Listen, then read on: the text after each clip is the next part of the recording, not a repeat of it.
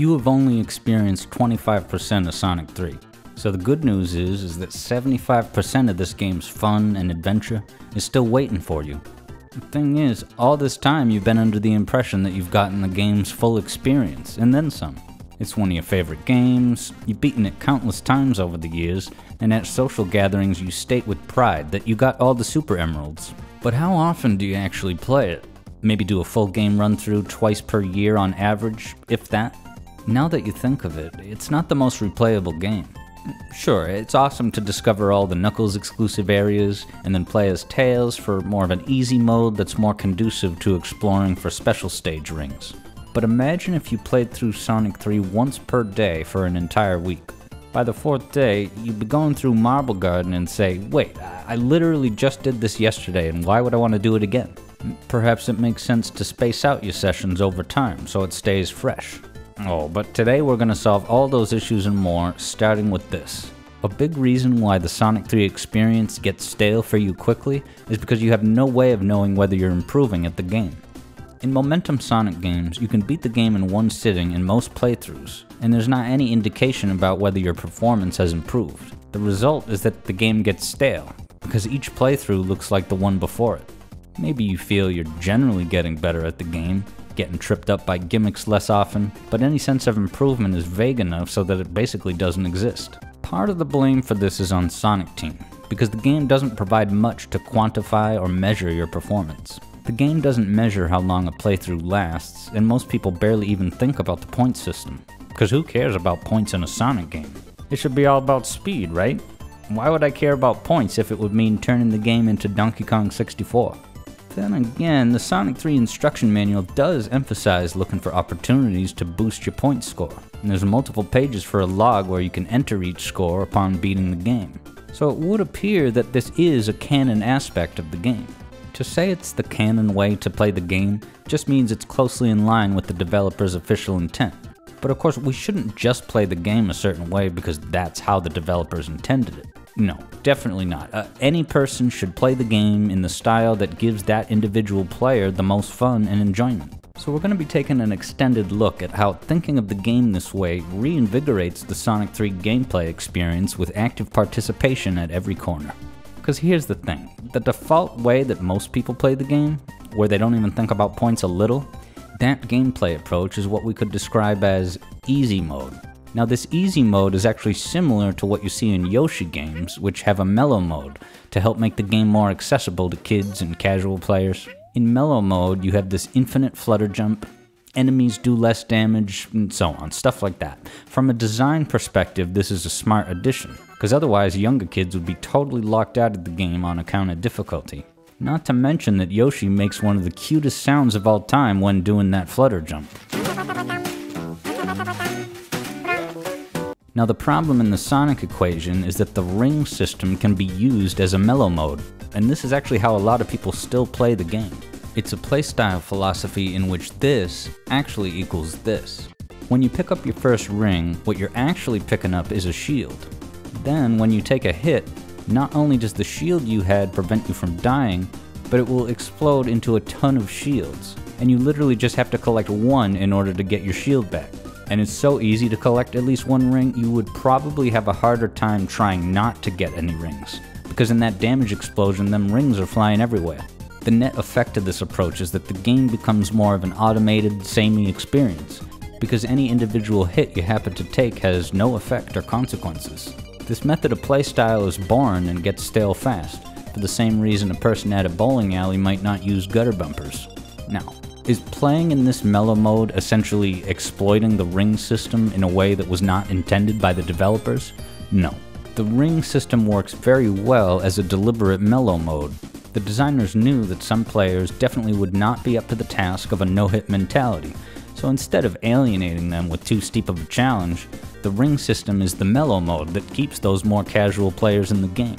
This ensures the game is commercially viable to a wider audience, and there's nothing wrong with that. Both of these approaches are valid ways to play the game. If you stick to mellow mode and have a great time, then you win. But the crucial mistake is regarding mellow mode to be the core game. Playing for points is not some extreme, esoteric side experiment that only fringe gamers do to spice up their gameplay. We know this in part because playing the game with points in mind unlocks a balanced, exquisitely designed platforming adventure, one that was right under your nose for the past 30 years. The heart of the Sonic experience is waiting for you in the water, but each time you dip your toe in, it seems cold, so you're reluctant.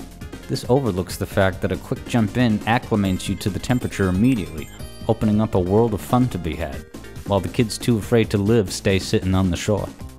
So if you insist on only playing Mellow mode, that is absolutely fine and okay, so long as everyone's on the same page about the implications of a refusal to play for points. First, it becomes impossible to take you seriously when you claim that this Sonic game is better than that Sonic game.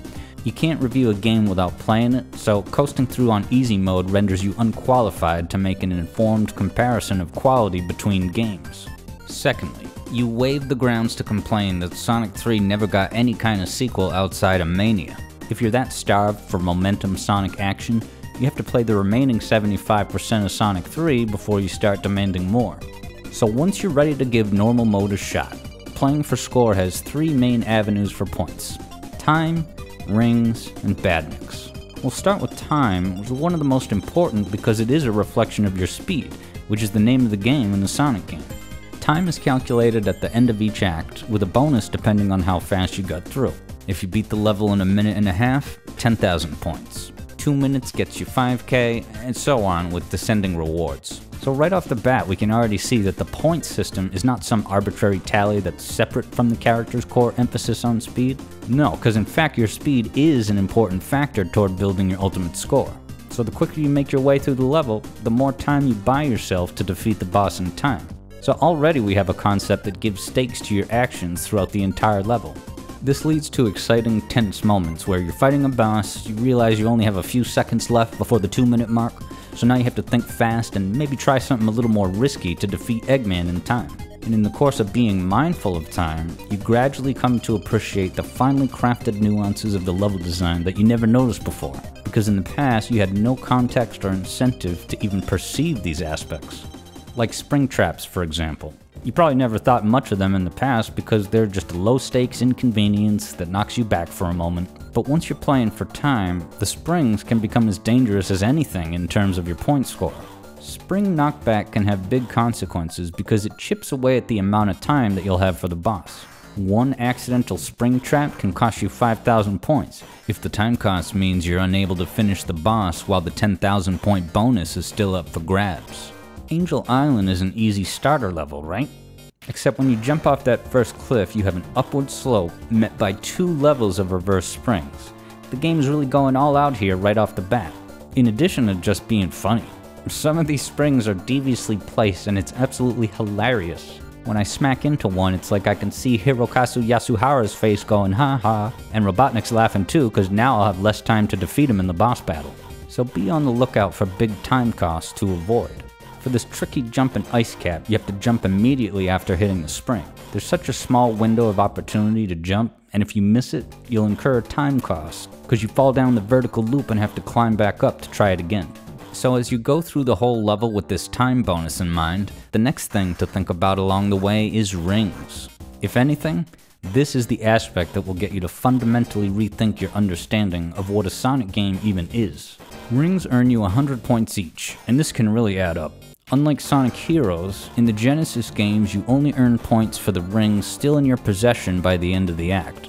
So if you get hundreds of rings in Hydrocity and then slip up and take one hit near the end, that's a huge chunk of points lost in just one stumble. Now if someone asked you to beat a Sonic level without taking a hit, you probably would have thought that that was some optional challenge for extreme gamers looking to spice up their gameplay. A bit esoteric perhaps? But after a while playing the game on regular mode, it becomes evident that taking no hits is not some impressive accomplishment, so much as it is a baseline requirement of the game. In this way, every zone, every act, is kind of boiled down to a binary verdict, win or lose. If you took a hit in Marble Garden Act 1, then you lost Marble Garden Act 1 for that playthrough. Get through Ice Cap Act 2, beat the boss without taking a hit, you won Ice Cap Act 2 today, way to go. But there is some wiggle room if you take a hit early on in the level, since there's plenty of level remaining to build your ring count back up. What's cool about this is that taking a hit has bigger and bigger consequences the deeper into the level you go. an organic way to raise the stakes as you gradually progress toward the signpost at the end of the level. After playing this way for a while, you realize that most times you take a hit, it's for the simple reason that you went too fast. You kept your foot on the gas in a scenario where it was not safe to do so. Now, taking this into consideration might seem like a nuisance, as if that's just getting between you and that awesome sonic speed. But actually, striking this balance between speed and platform and efficiency is at the essential core of what makes this a video game. It's one thing for the devs to give the protagonist incredible speed abilities, but the real magic comes when the player has to use those abilities purposefully. The idea is that cranking up to top speed should happen only in places you think it's warranted. A well-designed game punishes the player for maxing out this speed indiscriminately.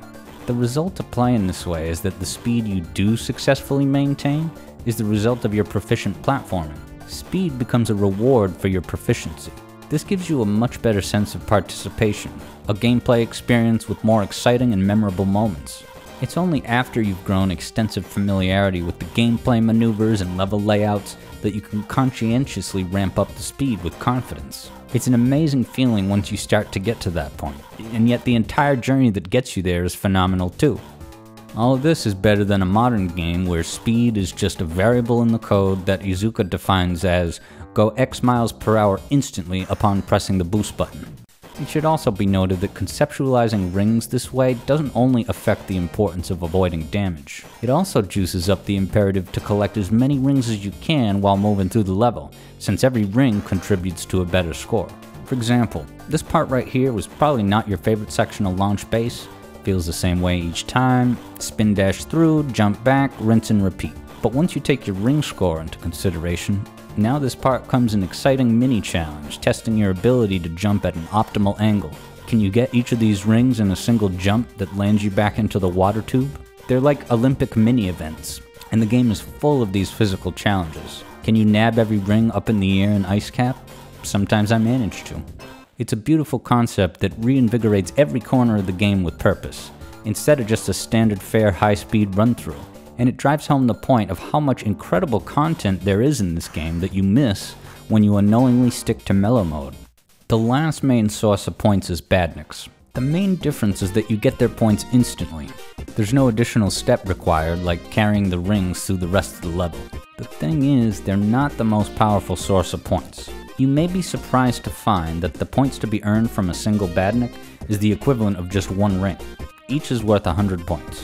So you don't want to go out of your way to get Badniks for the same reason you wouldn't stop your momentum and backtrack just to get one ring, especially now that you're balancing ring and enemy points with your overall speed going toward the time bonus. But lots of Badniks are directly in your path, so it becomes a fun challenge to eliminate enemies while keeping your slowdown to a minimum. It also gives you a reason to get some of the Badniks that are close to your path, but you never bothered with in the past because they were not an obstruction. Like those bats near the ceiling in Carnival night. They barely pose a threat, so you probably just zoom past. But now this turns into a fun, low-stakes attempt to bop it off the ceiling. And of course there are Badnik chains that are really fun to pull off, and they provide solid points, since hitting multiple Badniks in mid-air gives you 100 for the first one, then 200, 500, and 1000. So a 3 Badnik combo gets you almost 1000 points, so almost equal to a 10-ring monitor. And what we're looking at now is an example of scenarios that require deliberate use of the insta-shield to get that middle spike Orbinaut. Or the ice cap row of 3 penguins followed by a spike Orbinaut that you can insta-shield with your remaining horizontal momentum. Even the 1000 points you get just from the Orbinaut at the end makes this something that would be foolish to pass up. Then you start finding Badnik chains that weren't initially as obvious, maybe they never occurred to you in the past, like these electric Badniks at the Carnival. I mean, check this out, using the increased bounce height of the insta-shield hit to make it up to those ceiling Badniks, with the 4th and 5th getting you 1000 points each. And how about the biggest Badniks of all, bosses? When you graduate from mellow mode, you also begin an exciting journey in terms of these fights. The boss philosophy for years has been, try to hit the boss, and if you take a hit, use your blinking invincibility frames to bum rush the boss to get a hit or two with literally zero risk involved. So if you think about it, that's set up so that when you mess up and take a hit, you're not punished but actually rewarded with a zero risk free hit on the boss. That is an imbalanced incentive structure that turns an exciting battle into a semi-interactive cutscene. This playstyle makes each bout feel samey, sabotaging what could otherwise be countless hours of replayability and excitement. In addition to the fact that this method is just cheap, like imagine if you hit Eggman and then he exploited invincibility frames to hit you. That would be cheap and outrageous. But once you learn to dance with these bosses in earnest, an important objective emerges. Finish him off before the second attack cycle. This is particularly important when failing to do so leads to a time penalty, where you have to wait out attacks, during which Robotnik is inaccessible to hit, which can of course pose a considerable threat to your time score. In Hydrocity Act 1, if you just do regular attacks from the ground, it's fairly difficult to get the 6 hits in time to prevent the first whirlpool. To prevent that, it's best to hit the boss before it gets settled on the pedestal. Even though those rockets are spinning around, an insta-shield can make contact safely. It can get really exciting and tense when one mistimed insta-shield can cost you 10,000 points or more. Similarly, you can prevent this boss from using its ice shower by hitting the boss when it's in motion from side to side. But you have to consider where the 3D spinning spheres are going to be at your moment of contact. The Carnival Night boss is a high-stakes rapid-fire calisthenics test. With the insta-shield, you can quickly rack up 8 hits before the wait period of Eggman's electric pulse attack. It seems like cheating, but don't be surprised if you mess this up, because a lot can go wrong. You'll see. And make sure you have enough time left for that 8th hit, because if you're nearby when the electricity kicks in, you get stuck in its gravitational pull, which is a really cool high-stakes hazard, and changes your experience of the boss from a waiting game to a rapid-fire duel. The first flying battery boss is as good of a litmus test as any. Most kids just walk off the capsule over and over, which turns this fight into more of a chore. So when you're ready to enter the ring for real, you use the insta-shield to jump through the spike balls, turning this into an exciting and engaging jousting match. It's moments like these where you realize that this game is what you make of it. Because of course, yeah, you could go to the arcade and play that hammer smash game and just win with a max score by sitting on the hit pad with your body weight. Your score goes up, the tickets come out, sure. But to have the tunnel vision on the goal of winning the game, you end up not actually playing the game itself.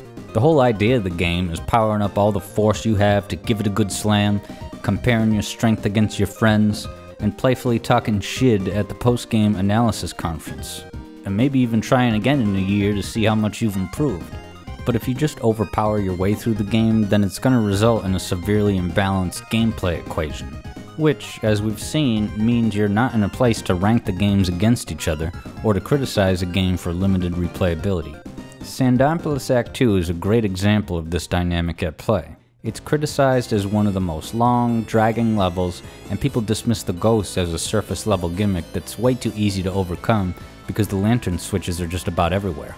But actually, the presence of the ghosts in full force throughout the entire level turns it into a fascinating and fun stage. It takes on a whole new life when you're escaping the rising sand while also dodging and attacking the ghosts that are surrounding you. Pretty impressive that these ghosts had their own separate AI system just for this one act. It's also cool to see Badniks that are not limited by the terrain and can just follow you anywhere, kinda like the lightning bugs in Stardust Speedway. The attention to detail in this portion suggests that the main intended way of playing the act is to deal with the ghosts for the entire level, with the light switches available for less skilled or casual players to eliminate the ghosts. If you try the level on full ghost mode, you'll find that even just avoiding the light switches is a cool challenge in itself. And actually the devs do give you a little bit of leeway, because if you accidentally grab onto a lantern switch, there is a brief window where you can jump off before the light actually activates. This seems to be an intentional touch to give players the option to keep the ghosts, especially since certain ramps throw you right toward light switches that can be difficult to avoid. So this solves the waiting around problem in Act 2, but what about Act 1? Don't you hate all the crushers and pushers that you have to wait for just to get through? Well, one of this game's bigger mind blowers is that a lot of the times you're sitting around waiting, it's not actually because the game is slowing you down. It's because you couldn't keep up with the game. You missed the bus, and now you have to wait for the next one. Isn't it always annoying to wait for these crushers at the start of Sandopolis Act 1? Well, yes, it is. It's a logical penalty because you took too long to get there. Push that block and do a quick spin dash, you're getting through there without a waiting portion. Marble Garden has buses to catch, and so does Launch Base, You probably wait around for these elevator platforms, but confident efficiency can get you up and over without breaking stride. And that's what's so cool about catching these buses. The net effect is that you're not slowing down, you're not having your momentum interrupted. You're enjoying a continuous high-octane obstacle course.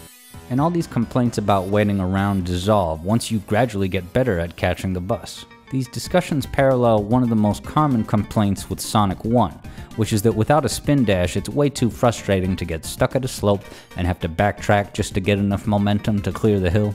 But the thing is, that's actually an elegant, beautiful penalty directly applied to the momentum-based challenges of these games. Having to walk backwards and come back is not some problematic shortcoming or oversight of the game's momentum philosophy.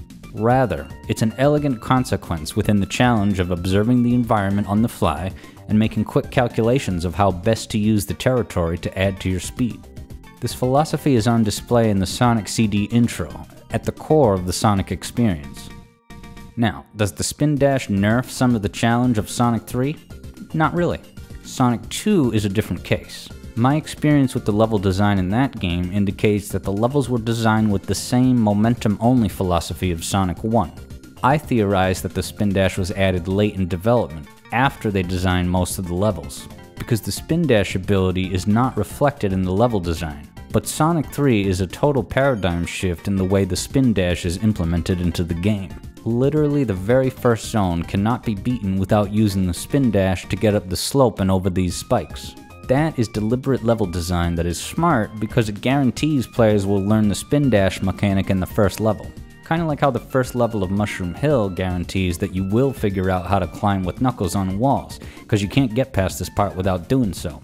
Sonic 2, on the other hand, has almost zero moments where the spin dash is actually required.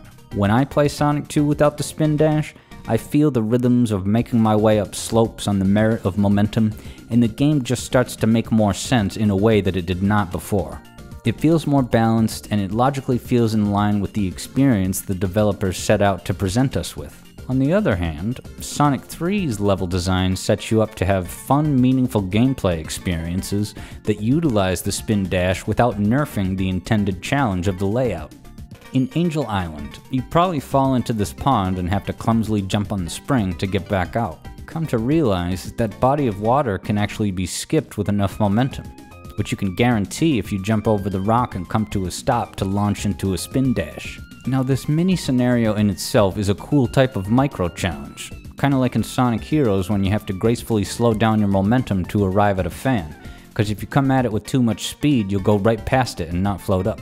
And once you get sufficient speed to clear the gap over the pond, you find that this ramp is optimally designed so that moving at this speed enables you to bypass this cliff jump entirely and right through the two spikes. Just the fact that you're able to solve fascinating gameplay puzzles like this in the first level is an impressive indicator of this game's depth of design. And that's not all. In the Big Arm's final boss, Robotnik is vulnerable while coming down from the ceiling, and then again with a small pop-up due to the momentum recoil.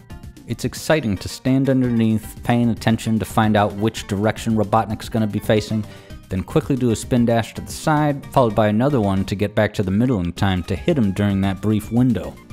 Or in Marble Garden, one of the most despised levels. You figure you're meant to just ride these rotating platforms, until you come to find that a spin dash and a horizontal jump off the wall can get you on your way. On the topic of Marble Garden gets a lot of hate, but it's likely that many players that have a bad time are falling down to Act 1's lower path, which is far less engaging than the top regular path. And it all comes down to whether you're able to land on one of these rotating platforms to keep up top. That upper path is one of the cooler obstacle courses in the entire game. Over the course of my getting better and better at this level, it was so fun to discover ways you can skip spinning these blue vinyls. It's like solving a puzzle to find ways you can use your momentum to get through instead. This blue vinyl can be skipped by just running at a normal speed and using the 45-degree corner incline here to get a higher jump. And this sequence can be streamlined by holding left to keep your momentum, then jumping up to maneuver back to the platform. It's a philosophy that extends to other zones as well. It's true that the rappel lines in Sandopolis drag on for too long, but none of them are required to advance. Nor does the game force you to a worse path if you skip them. Same for the blocks you ride. None of them are required to advance. this one, for example, in the amount of time it takes to ride across, you could check Twitter. But if you just press the switch and do a spin dash, the ramp escorts you right up to that door.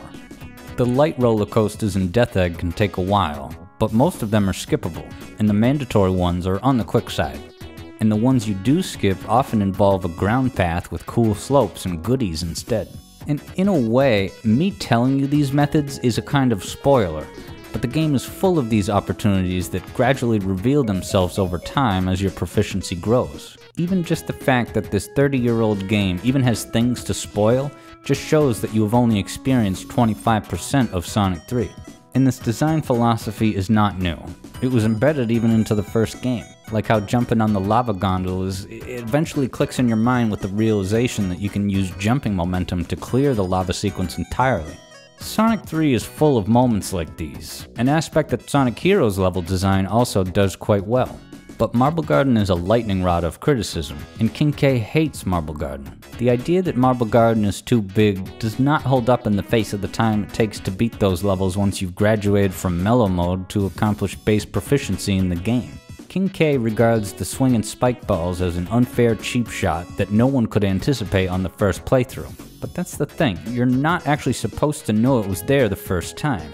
It's a beginner's trap, especially when you're playing in 4x3. But the thing is, the dangers of the swinging ball traps are a logical component of the game's intended experience. See, because Genesis Sonic games were purposefully designed to be able to beat them in one sitting, so you can play the complete experience multiple times over time and gradually increase your proficiency.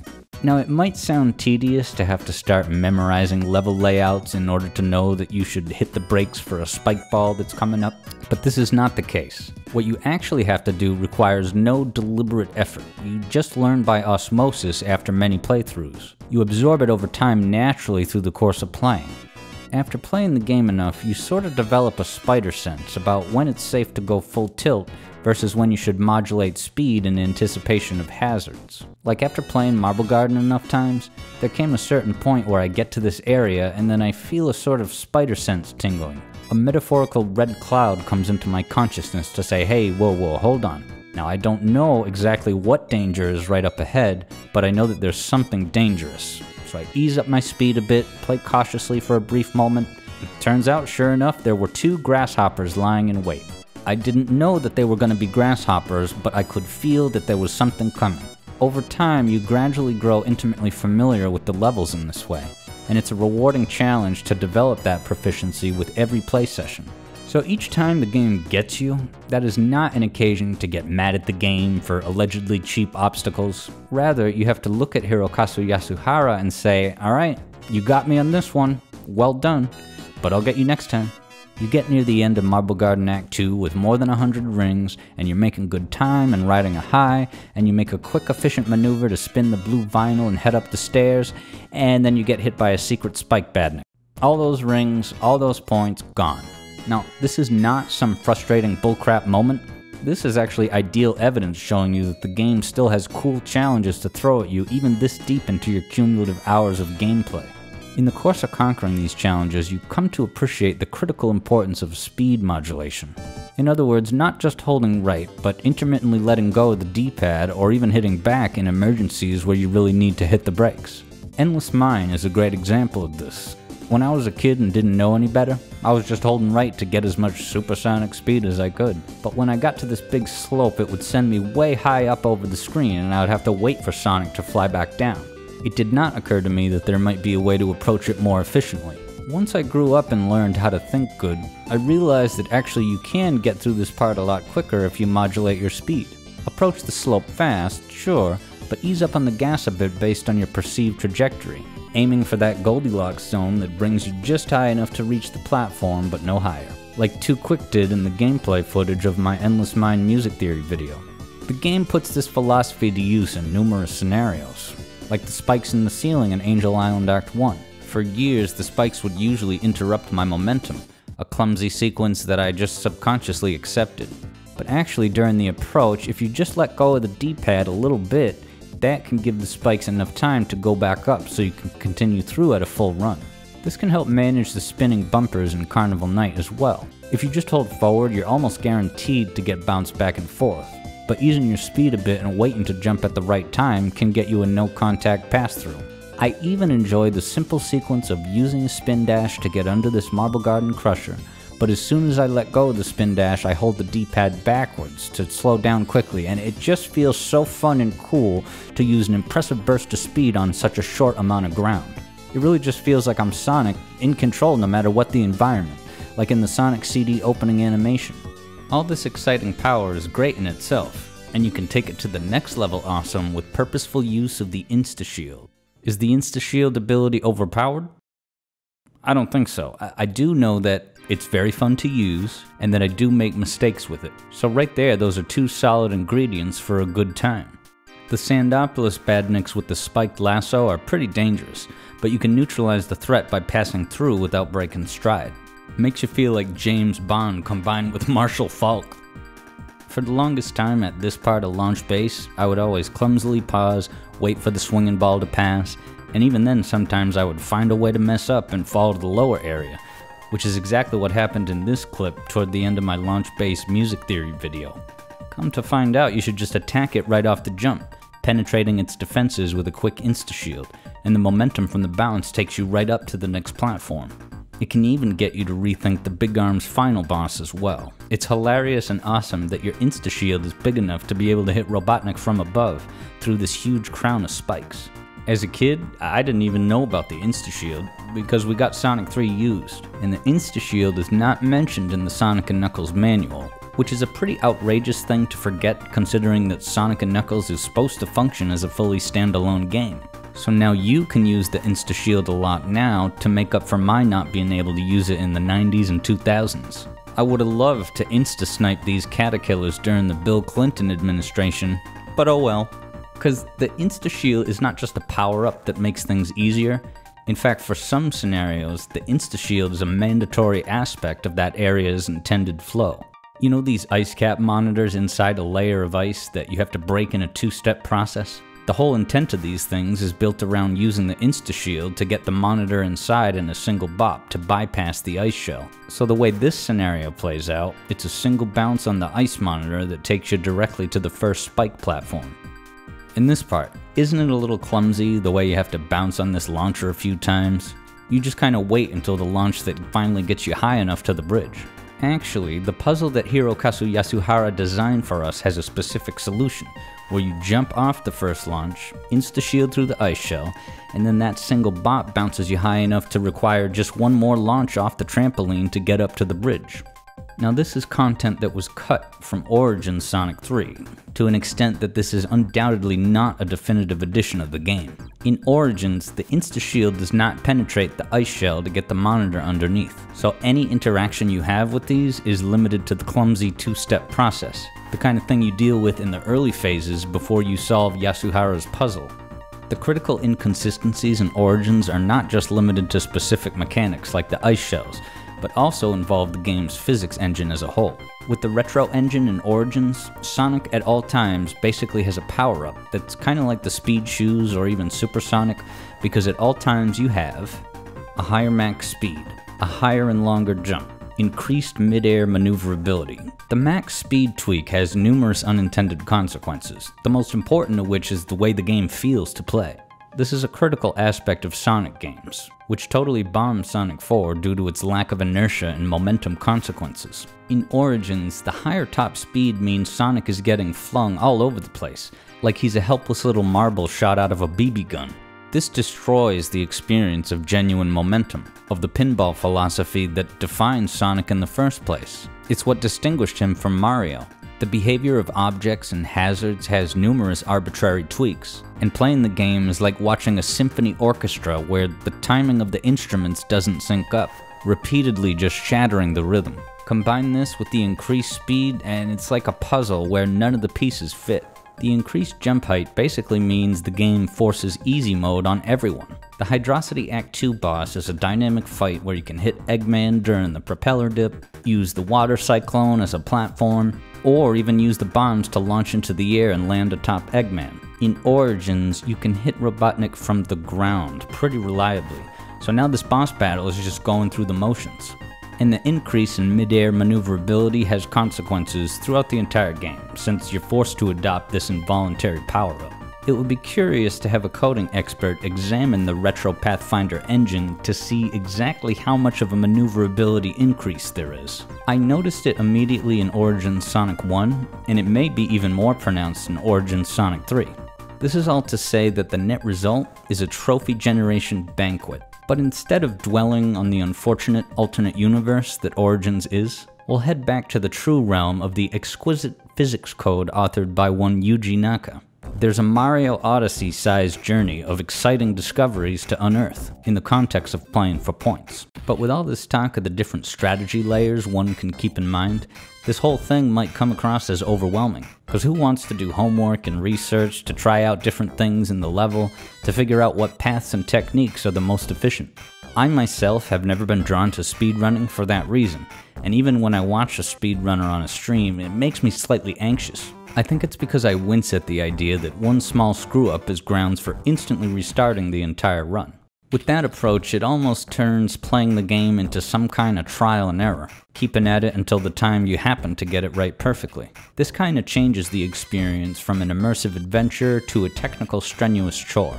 And of course, that aspect varies from person to person. There are a great many players who thrive in that context, which is awesome. But the average gamer is off-put by this aspect, and that makes them maybe not want to dive deeper into what Sonic 3 has to offer.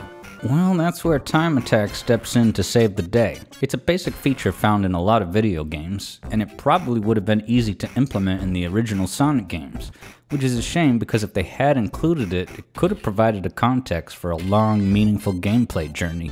Here's the thing. When playing Sonic 3 the way that most people do, you could take any level, such as Marble Garden, and consider that every time you play Marble Garden, you can't really compare today's performance against previous attempts, because the only point of data you get is the total time it took to get through the entire level, which most people don't even pay much attention to. So you have no idea which maneuvers or which routes improved or damaged your overall time.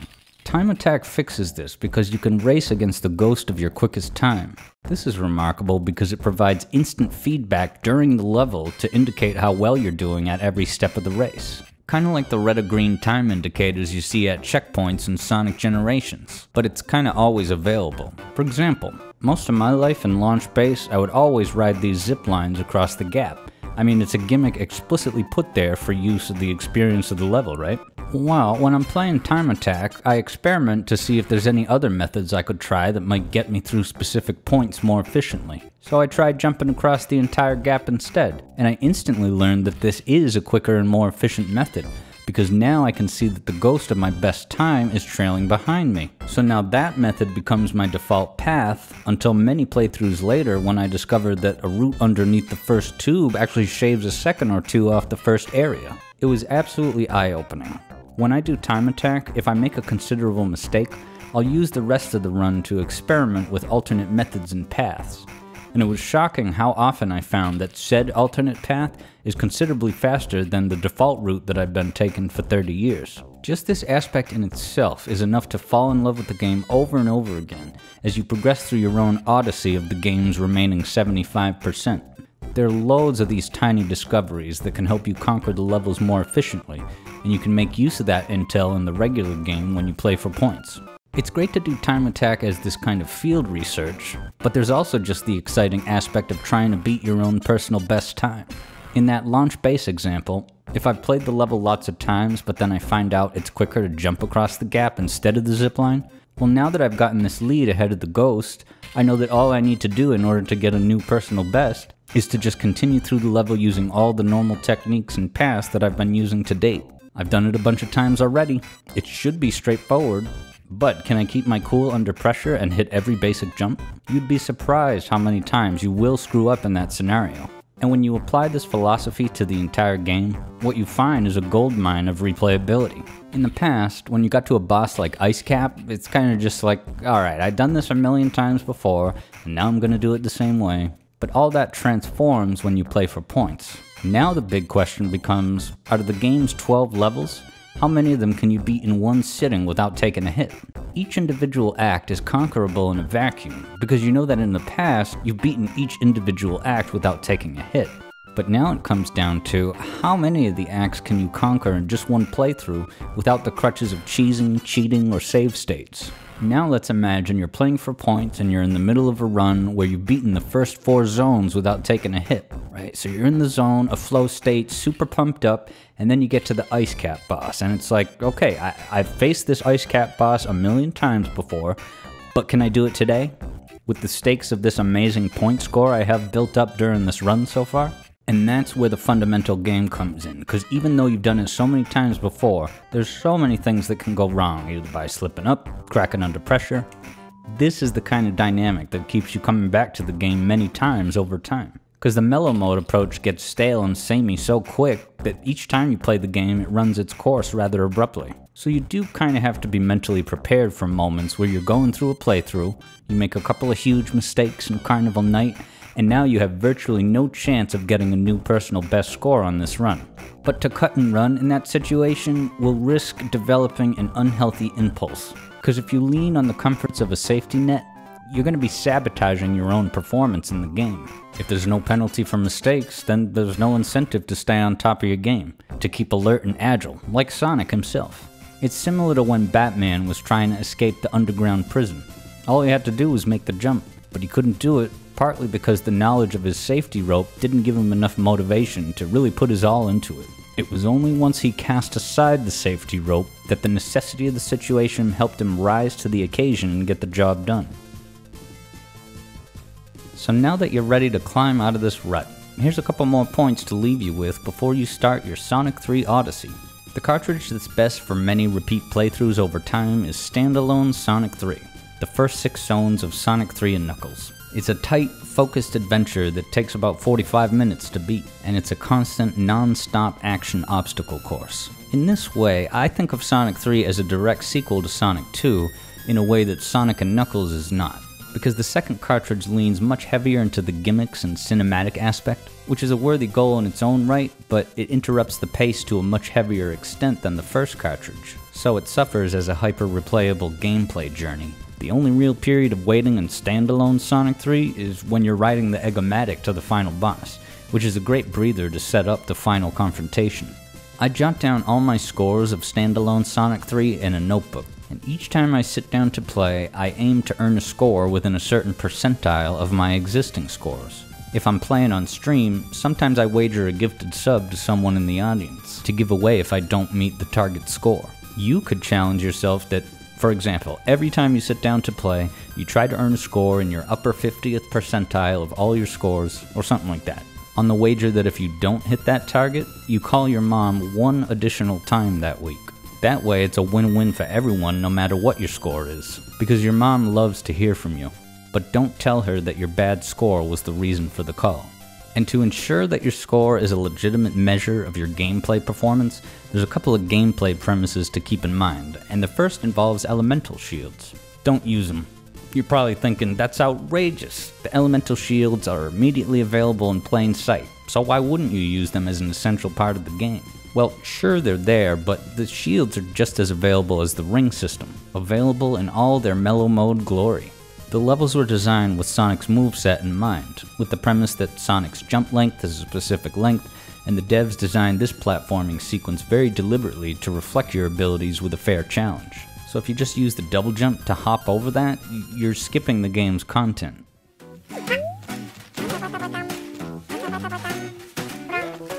If there's any concerns that the spin dash is overpowered, well, that's dwarfed by the fire shield, which can get you from 0 to 60 so quick that it's basically a boost button. This is not to say that playing with the shields is altogether bad, because actually having those fire shield abilities, for example, opens up a whole new range of possibilities where now you can get through stuff quicker and catch buses that were previously uncatchable. That's an awesome thing in itself, but it's separate from the content you can only find and experience when playing with Sonic's base moveset. And the other key feature to address is the special stages.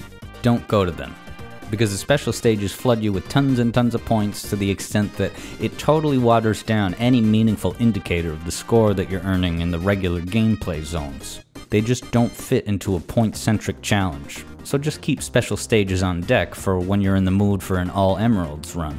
And look, this video is not meant to be a comprehensive checklist of do's and don'ts. To to ensure an objectively accurate score calculation? You probably don't need me to tell you that you shouldn't be doing the infinite birds technique in launch base. And the reason I didn't have to tell you is because you can just ask yourself, is this a meaningful measure of gameplay performance? And it's not, because any kid could do that with minimal ability and effort. So you may come across other scenarios where you ask yourself, is this method cheap to the extent that I'm basically sitting on the hammer game? Like the 100,000 point bonus that you get if you hit the boss right at the 959 mark? You tell me, is waiting around for 5 minutes a skill set worth commending at the victory podium? We typically think of video games as the medium of empty calorie escapism, and they can be great for that. But this philosophy of how you approach games can rub off on your overall life approach to solving problems and achieving goals, because the temptation toward complacency is a quiet trap and a dangerous one.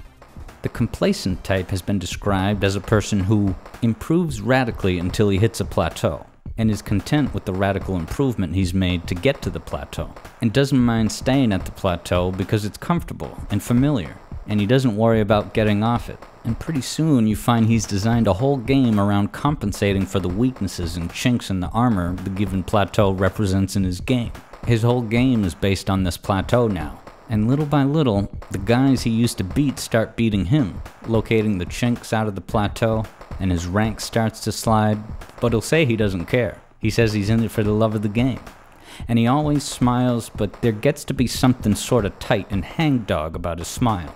And he always smiles and is real nice to everybody and real good to have around, but he keeps staying where he is while the other guys hop plateau. And he gets beat more and more, but he's content, until one day there's a quiet knock at the door. So look, it's kind of like what Cybershell said in the Sonic 4 video. Don't graduate from Mellow mode to play the actual game as a favor to me, or as an attempt to gain more gamer cred in the Sonic community. Nah. Do it for yourself. And don't fret about, oh, how am I supposed to discover all this new stuff about the game? Don't be overwhelmed. You only have one principal goal. Aim to increase your score. The first few playthroughs might feel rough. You might get frustrated on the heels of the way you've been playing the game your whole life. But embrace that teething period, because these short-term stumbles stand on the foundational premise that you're at the outset of a masterpiece Sonic journey, and what a treat it is to have tons of new Genesis Momentum Sonic action available to be had. I myself never experienced this phase as a sort of pain, and neither do you have to. In those first several runs when I could barely clear 100,000 points at times, each Badnik crash and missed jump just becomes another exciting item on your Arya Stark revengeance list. Make mistakes, get punished, have a laugh. And in the process of doing so, you'll ask yourself all the right questions.